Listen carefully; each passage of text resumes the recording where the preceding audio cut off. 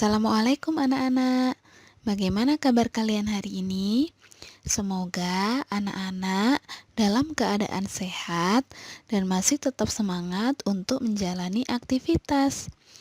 Hari ini kita akan belajar subtema 4, Aku Istimewa, pembelajaran 1, 2, dan 3.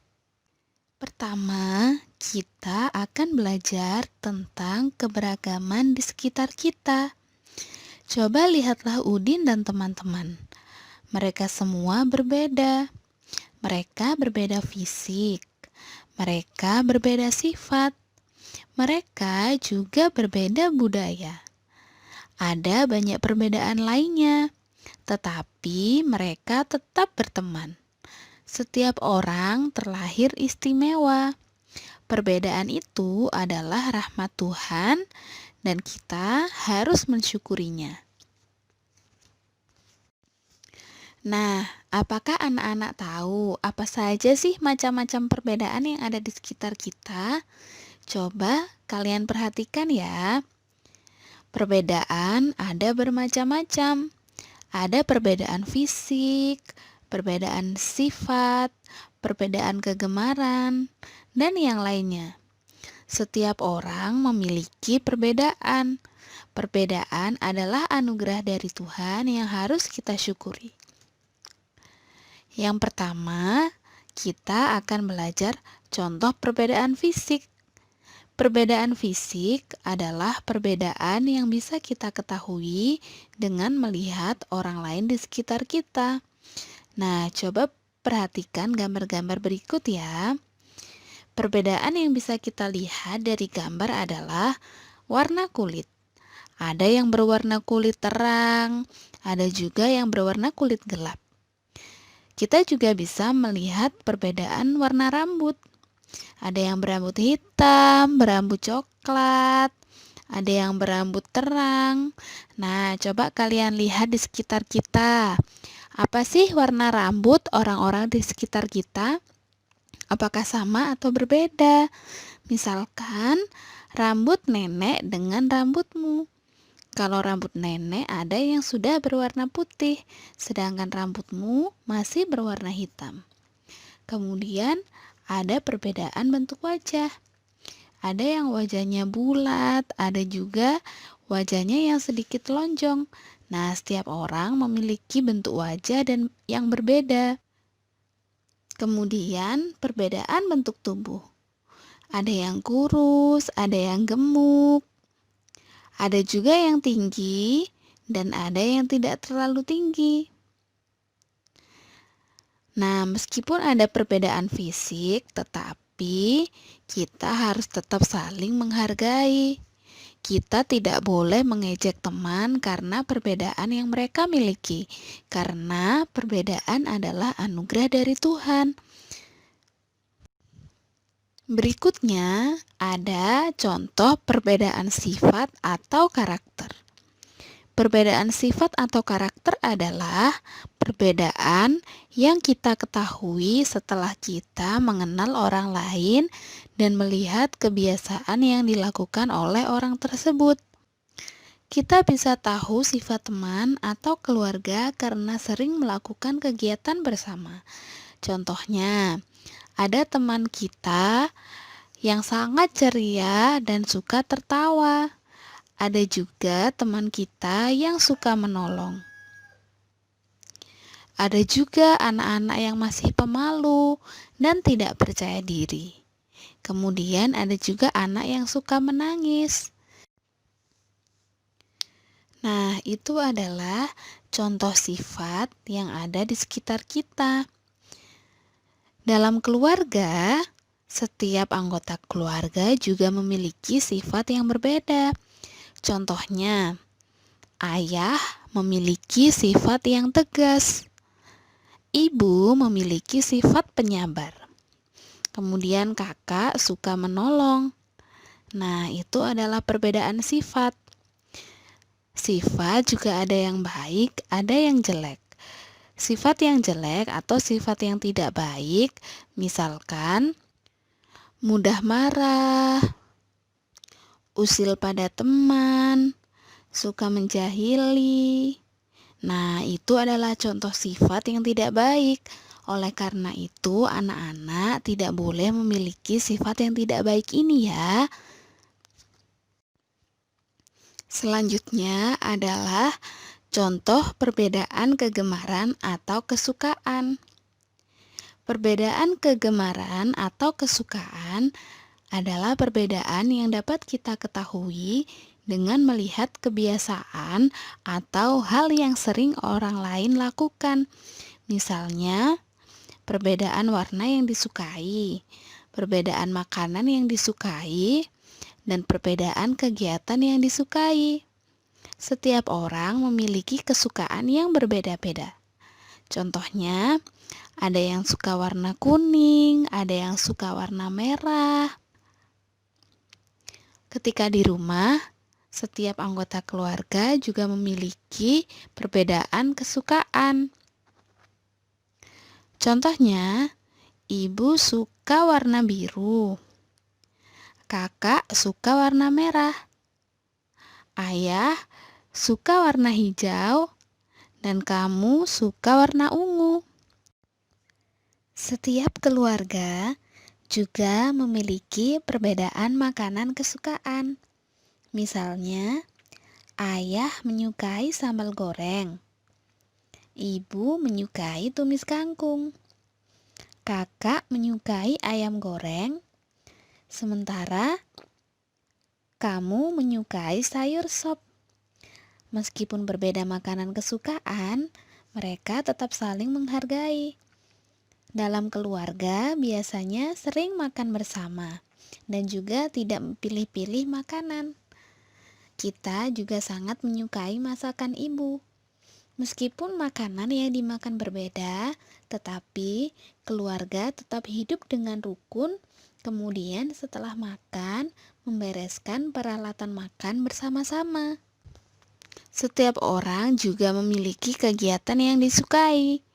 Ada yang suka membaca, ada yang suka bermain sepak bola, ada juga yang suka menulis dan bermain musik. Nah, itu adalah contoh perbedaan kegemaran atau kesukaan. Coba amati teman-teman di sekitarmu, kira-kira apa saja ya kegiatan yang mereka sukai, warna yang mereka sukai, dan makanan yang mereka sukai. Nah, perbedaan-perbedaan itu harus kita syukuri dan kita harus saling menghargai perbedaan. Perbedaan adalah anugerah Tuhan. Masing-masing anak memiliki keistimewaan. Mereka semua memiliki kelebihan. Mereka juga mempunyai kekurangan. Kita harus saling menghargai perbedaan. Tidak boleh saling mengejek, apalagi sampai bertengkar. Dengan teman harus rukun. Melakukan kegiatan bersama teman sangat menyenangkan. Kita bisa belajar dan bermain bersama teman. Bermain bersama teman sangat menyenangkan. Saat istirahat, Tony bermain bersama teman-temannya.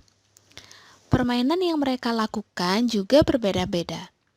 Ada yang bermain kejar-kejaran, ada yang bermain lompat tali, bermain ayunan, bermain jungkat-jungkit, ada juga yang bermain perosotan, dan lain sebagainya. Mereka semua bermain dengan rukun.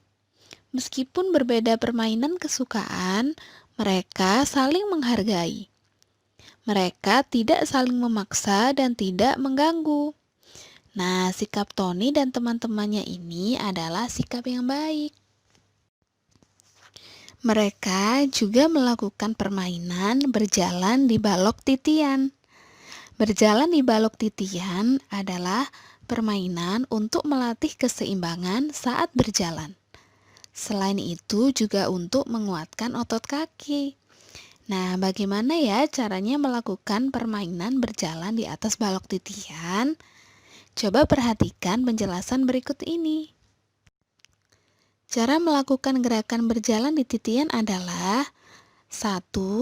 Pastikan balok titian kuat agar bisa menahan berat tubuh kita. Yang kedua, naik ke balok titian. Yang ketiga, langkahkan salah satu kaki ke depan. Kemudian disusul dengan kaki yang satunya. Yang kelima, berjalanlah sampai ujung balok titian. Yang keenam, berjalan dengan lentur dan seimbang. Dan yang terakhir, tangan direntangkan untuk membantu menjaga keseimbangan. Nah, jika anak-anak mencoba melakukan gerakan berjalan di titian, lakukan dengan hati-hati ya. Selanjutnya, kita akan belajar mengenal bahan alam yang ada di sekitar kita. Bahan alam adalah bahan yang berasal dari alam. Bahan alam dapat langsung digunakan tanpa diolah. Bahan alam bisa kita dapatkan dari tumbuhan, hewan, atau lingkungan sekitar. Contoh bahan alam tumbuhan yaitu daun kering, bunga kering, ranting pohon, biji-bijian, dan yang lain. Contoh bahan alam dari hewan yaitu kulit telur, cangkang kerang, dan bulu ayam. Contoh bahan alam dari lingkungan yaitu pasir, tanah liat, atau batu kerikil. Kita bisa membuat karya dengan bahan alam. Selain bahan alam, kita juga memerlukan bahan buatan untuk membuat karya. Bahan buatan adalah bahan yang dibuat oleh manusia.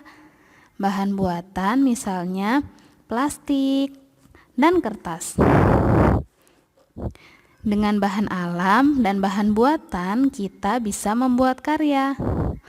Nah, coba perhatikan contoh karya seni yang terbuat dari bahan alam.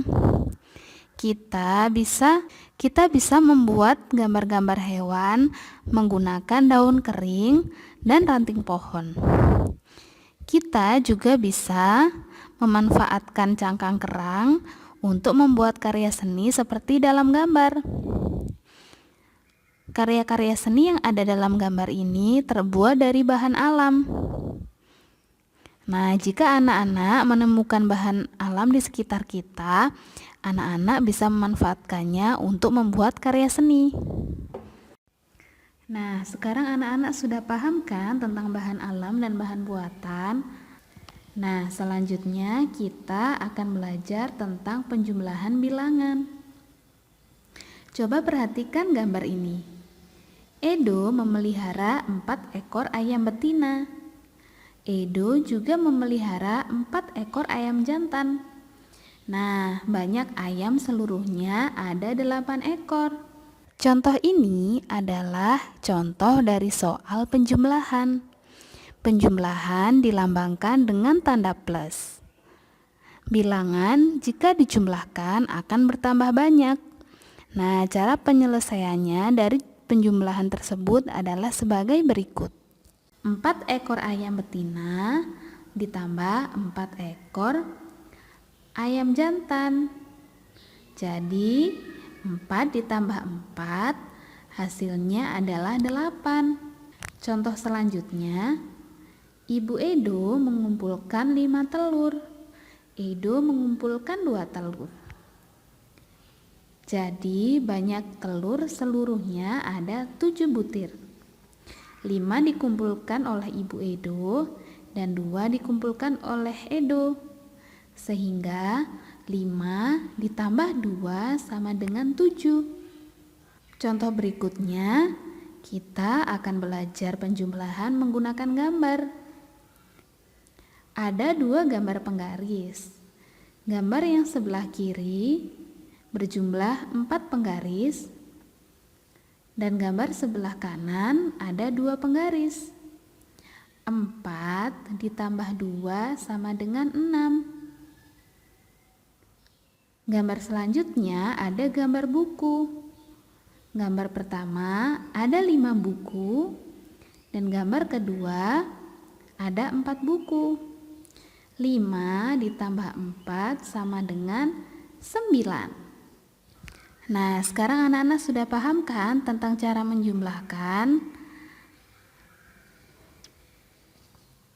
Kalau begitu, sampai di sini dulu ya pembelajaran kita hari ini. Sampai berjumpa lagi pada materi berikutnya. Selanjutnya, anak-anak bisa mengerjakan tugas yang sudah ada dalam jadwal hari ini. Oke? Sampai bertemu lagi di pertemuan berikutnya. Terima kasih. Wassalamualaikum warahmatullahi wabarakatuh.